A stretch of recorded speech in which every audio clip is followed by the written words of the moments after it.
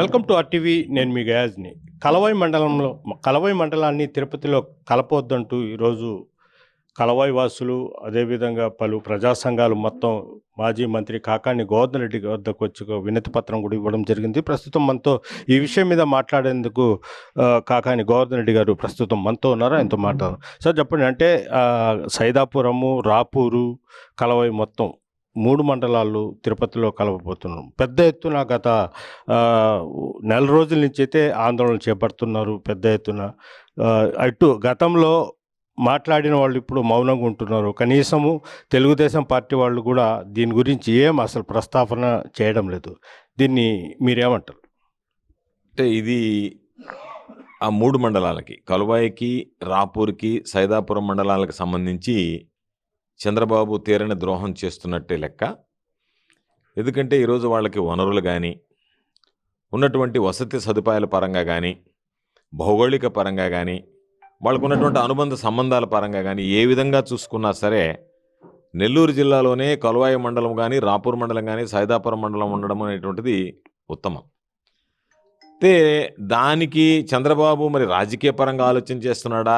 ఎందుకో చంద్రబాబు నాయుడు తీసుకుంటున్నటువంటి నిర్ణయాలు ప్రజలకు సంబంధించినటువంటి అన్ని వ్యతిరేకమైనటువంటి నిర్ణయాలు తీసుకుంటున్నటువంటి నేపథ్యంలో ఎటువంటి సమస్య లేకుండా సాఫీగా జరిగిపోతున్నటువంటి పరిపాలనలో ఈరోజు వేలుపెట్టి ఏదైతే గూడూరు నియోజకవర్గాన్ని నేను నెల్లూరు జిల్లాలో చేరస్తానని చెప్పి చంద్రబాబు హామీ ఇచ్చాడు, లోకేష్ హామీ ఇచ్చాడు, భువనేశ్వర్ గారు హామీ ఇచ్చారు, అందరూ హామీ ఇచ్చినటువంటి దాన్ని విస్మరించి ప్రజలు కోరుకోకుండా ప్రజలు నెల్లూరులోనే మేము కొనసాగుతామని చెప్తే కలువాయి, సైదాపురం, రాపూర్ మండలాలను తీసుకువెళ్ళి ఈరోజు కలపడం కలువాయి మండలానికి సంబంధించి చాలా ఇబ్బందికరమైనటువంటి పరిస్థితులు. 65 కిలోమీటర్ల దూరంలో ఉన్నటువంటి నెల్లూరు జిల్లాను వదిలిపెట్టి 150 కిలోమీటర్ల దూరంలో ఉన్నటువంటి తిరుపతి జిల్లా కేంద్రానికి వెళ్ళాలన్నా ఈరోజు కొత్త వెతుక్కున్నట్టుగా దూరంగా అనేక రకాలైనటువంటి కష్టాలు, ఇదే కాకుండా భావితరాలు కూడా ఇబ్బందులు పడేటువంటి పరిస్థితులు ఏర్పడతాయి.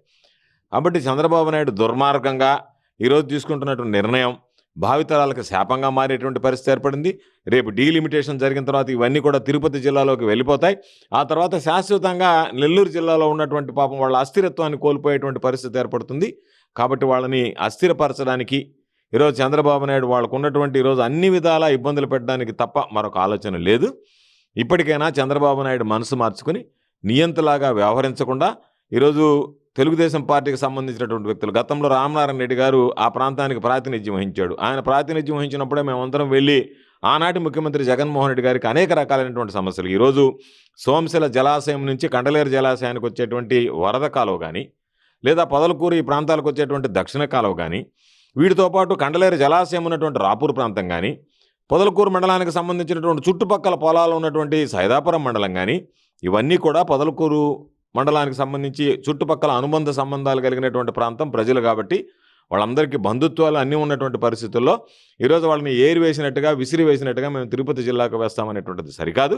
ఆ రోజు జగన్మోహన్ రెడ్డి గారి దగ్గరికి వెళ్ళారు, చెప్పాం, పరిస్థితిని వివరించాం, ఒప్పించాం. ఆయన సానుకూలంగా స్పందించి ఆ 3 మండలాలను నెల్లూరు జిల్లాలో చేర్చడం జరిగింది. ఈరోజు ఎందుకని ఆ ప్రాంతానికి ప్రాతినిధ్యం వహిస్తున్నటువంటి శాసనసభ్యుడు కానీ, మంత్రిగా ఉన్నటువంటి రామనారాయణ రెడ్డి గారు కానీ, ఇతర ప్రజాప్రతినిధులు కానీ నాకు నవ్వు వస్తుంది. సోమిరెడ్డి అనేటువంటి వ్యక్తి ఈరోజు ప్రతిపక్షంలో ఉన్నాడా, అధికార పక్షంలో ఉన్నాడో తెలియదు. ప్రతిపక్షంలో ఉన్నటువంటి వాళ్ళు లేఖలు రాస్తారు, అధికార పక్షంలో ఉన్నాడు ఒత్తిడి చేసి ఒప్పిస్తాడు. ప్రతిపక్షంలో ఉన్నట్టుగానే అధికార పక్షంలో కూడా ఒక లేఖ రాసి ఈరోజు ప్రజలకు సంబంధించి ఇబ్బందులు పెట్టేటువంటి పరిస్థితులు ఏర్పడ్డాయి. కాబట్టి ఇది తీరని ద్రోహం.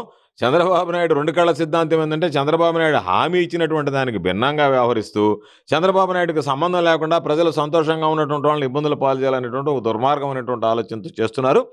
కాబట్టి ఈరోజు కలువాయి మండలానికి సంబంధించిన నాయకులు అందరూ కూడా ఒక అకుంఠితమైనటువంటి దీక్షతో, పట్టుదలతో మేము ఏది ఏమైనా సరే తిరిగి మా కలువాయి మండలాన్ని నెల్లూరులోనే కొనసాగించేటువంటి విధంగా చర్యలు చేపట్టాల్సిందే. దానికోసం మేము పోరాటాన్ని ప్రారంభిస్తాం. జిల్లా పరిషత్లో కూడా తీర్మానాన్ని మొన్న ప్రతిపాదించి ఆమోదించారు. కాబట్టి దీనికి సంబంధించి జిల్లా వ్యాప్తంగా అన్ని పార్టీలకు అతీతంగా ఈరోజు చంద్రబాబు నాయుడుకి బుద్ధి రావాల్సింది ఏంటంటే, ఒక పక్క బీజేపీకి సంబంధించినటువంటి రైతు సంఘం నాయకులు, ఇతర పార్టీలకు సంబంధించినటువంటి వ్యక్తులు కూడా ఈ ఆలోచనని తప్పుపట్టేటువంటి నేపథ్యంలో చంద్రబాబు నాయుడు ఇప్పటికైనా సరే కళ్ళు తెరిచి ఇచ్చినటువంటి మాట ప్రకారం గూడూరు నియోజకవర్గాన్ని నెల్లూరు జిల్లాలో కలపడంతో పాటు ఏదైతే 3 మండలాలు గతంలో కలువాయి, రాపూర్, సైదాపురం మండలాలు నెల్లూరు జిల్లాలో కొనసాగుతున్నాయో వాటిని కొనసాగించేటువంటి విధంగా చర్యలు చేపట్టాలని వైఎస్ఆర్ కాంగ్రెస్ పార్టీ పక్షాన మేము డిమాండ్ చేస్తున్నాం. ఒకటి అంటే సీనియర్ నాయకులు జిల్లా రాజకీయంగా సోమిరెడ్డి కావచ్చు, అదేవిధంగా గతంలో మంత్రి రామనారాయణ రెడ్డి అయితే వైసీపీలో ఉన్నప్పుడు పెద్ద ఎత్తున గళం విప్పారు. ఈరోజు ఆ సీనియర్ నాయకులు మౌనంగా అయిపోయారు, మంత్రి మౌనంగా అయిపోయారు. దీన్ని ఎలా చూస్తారు? అంటే జగన్మోహన్ రెడ్డి గారి గురించి చాలామంది నీ అంతా అది ఇదని మాట్లాడేవాళ్ళు. జగన్మోహన్ రెడ్డి గారు లాంటి వ్యక్తి దగ్గర రాజకీయ నాయకులకు ఎంత స్వేచ్ఛ, చనువు, స్వతంత్రం ఉండేది, ఏ విధంగా వాళ్ళు స్వేచ్ఛంగా వాళ్ళ భావ ప్రకటన చేసేటువంటి అవకాశం ఉండేది. ఈరోజు చంద్రబాబు నాయుడు ఏ విధంగా నియంతలాగా వ్యవహరిస్తూ మీరు నోరు తెరిస్తే మీ తాట తీస్తానన్నట్టుగా వీళ్ళని భయపెడుతున్నారు కాబట్టి వీళ్ళు ఎక్కడికక్కడ గప్చిప్ అయిపోయారు. వీళ్ళకి ఆదేశాలు వచ్చాయి, ఇప్పటికే మీరు నోరు మెదపడానికి లేదు, నోరు మెదిపితే పరిస్థితి తీవ్రంగా ఉంటుందని రావడంతోనే ఈరోజు ఎక్కడ వాళ్ళు అక్కడ ఆగిపోయారు. కాబట్టి మీరు రాజకీయ ప్రయోజనాలను పక్కన పెట్టి జిల్లా ప్రజల ప్రయోజనాలను దృష్టిలో పెట్టుకుని మెట్ట ప్రాంతం ఏసీ సుబ్బారెడ్డి గారి దగ్గర నుంచి ఆనం కుటుంబానికి దగ్గరగా ఉన్నటువంటి ప్రాంతం, ఎన్నో సందర్భాలలో అటు తెలుగుదేశం కావచ్చు, ఇటు కాంగ్రెస్ కావచ్చు, ప్రజలకు సంబంధించి అత్యంత ఆత్మీయతగా మెలిగేటువంటి ప్రజలు. కాబట్టి వాళ్ళని కోల్పోవడం అనేటువంటిది నెల్లూరు జిల్లా నిజంగా ఒక మంచి ఆస్తిని కోల్పోయినట్టుగానే భావిస్తున్నాను నేను. కాబట్టి ఇప్పటికైనా కళ్ళు తెరచి ఉన్నటువంటి రాజకీయాలను విస్మరించి, రేపు ఒకవేళ మనం ఒక ఆయన మంత్రివర్గంలో స్థానం కోసం పోరాడుతున్నాడు, ఏమన్నా మాట్లాడితే నాకు మైనస్ మార్కులు వస్తాయేమో.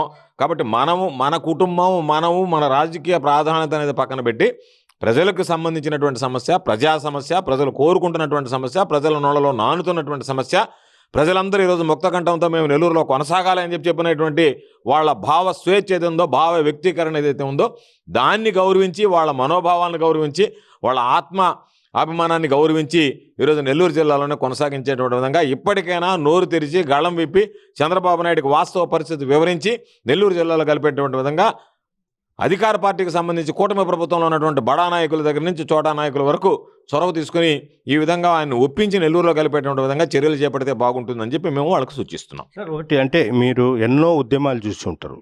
అంటే సారా ఉద్యమము, చాలా రకాల రైతు సంబంధించిన ఉద్యమం. అంటే ఇటీవల కాలంలో కలవాయిలో దీని మీదే పెద్ద ఎత్తున ఉద్యమాలు చేస్తున్నారు. చాలామంది ఏడుస్తున్నారు, టీచర్స్ కావచ్చు, అక్కడ వ్యవసాయ రైతులు కావచ్చు, ఆ వీడియోస్ను కూడా చలించిపోతున్నారు.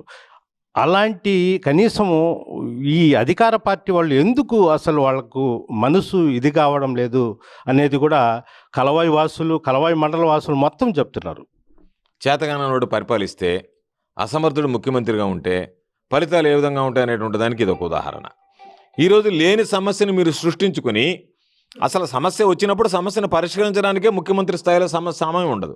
అటువంటిది లేని సమస్య ప్రజల మనోభావాలకి, వాళ్ళ ఆలోచనలకి భిన్నంగా వ్యవహరిస్తూ వాళ్ళు కోరుకున్నటువంటి విధంగా కాకుండా వాళ్ళని మేము ఇక్కడ నుంచి తరిమేస్తామనేటువంటి లేని సమస్యను సృష్టించుకొని, పాపం ఈరోజు మీ పుణ్యమా అని వాళ్ళు రోడ్డెక్కి పోరాటాలు, నిరసనలు చేస్తుంటే కనీసం పట్టించుకోకుండా నేను పట్టుకున్నటువంటి కుందేలుకి మూడే కాళ్ళు అన్నట్టుగా మొండిగా, మూర్ఖంగా వ్యవహరించేటువంటి పద్ధతి సరికాదు. ఈరోజు కొత్తగా వచ్చిన సమస్య కాదు. ఈరోజు నువ్వు కొత్తగా సమస్య రావాలి అనుకుంటే గూడూరు నెల్లూరులో కలపడానికి కందుకూరు తీసుకెళ్లి ప్రకాశంలో కలిపాడు. అంటే నువ్వు మార్పులు చేర్పులు చేస్తున్నావు కదా, కొత్త జిల్లాలు ఏర్పాటు చేసావు కదా, నువ్వు ఇచ్చినటువంటి మాటకు నిలబడి. చంద్రబాబు నాయుడు మాట తప్పుతాడు, మాట మీద నిలబడనేటువంటిది పాలు తాగే పుట్టిన బిడ్డ దగ్గర నుంచి చెప్తుంది. అయ్యా చంద్రబాబు నాయుడు అంటే మోసము, చంద్రబాబు నాయుడు మాట మీద నిలబడడు అని. కాబట్టి చంద్రబాబు నాయుడు మాట మీద నిలబడకపోగా ఉన్నటువంటి ప్రాంతాలను వేరు చేసి వాళ్ళని ఇబ్బంది పెట్టాల్సినటువంటి అవసరం చంద్రబాబుకి ఏమొచ్చింది? దీనివల్ల చంద్రబాబు నాయుడు ఈ విధంగా వ్యవహరిస్తున్నాడు. కాబట్టి దీని మీద ప్రజలందరూ కూడా చంద్రబాబు నాయుడికి బుద్ధి చెప్తారు.